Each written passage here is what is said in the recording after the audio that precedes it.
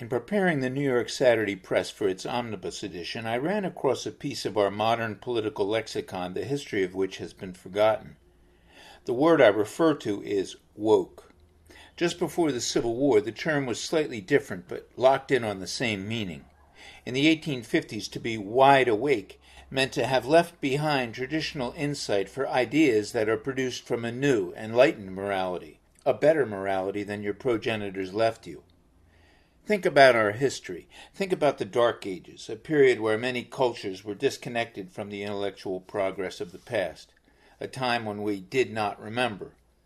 The following period of enlightenment was actually initially a rediscovery of intelligence that had long been forgotten. Aristotle, Plato, Cicero, and Euclid were each rediscovered. This was a dysfunctional development that encouraged false notions that insight is accessed through a backward glance. Now think about religion, the prototypical intelligence of the Dark Ages. The theme of religion in the Dark Ages was that knowledge comes from the past. We are to be guided always by elders, and a giant old dusty book contains all necessary knowledge. When now, after scientific revolutions, we know knowledge is something that is developed by insight yet to come, guided by improved intelligence. The future holds our insight, not the past. Still, let's salvage some. In the 1850s, to be wide awake was to be moralistically advanced.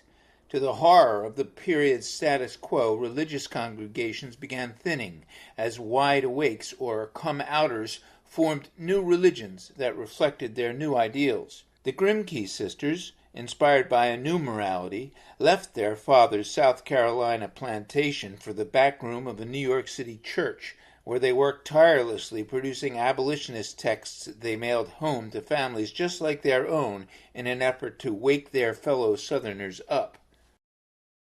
When Abraham Lincoln ran for president on a platform that condemned slavery as immoral, the youth group that formed in his support named themselves the Wide Awakes. Though New York City had a strong cohort of Southern sympathizers, on the eve of Civil War it was a massive rally and torchlight parade gathering on Park Row by the Wide Awakes that moved the city to strongly throw its support in with the Union cause. Find other remarkable similarities between our current struggles and those of the people who populated this city just prior to Civil War when you check out the New York Saturday Press Omnibus edition, now available for pre-order worldwide.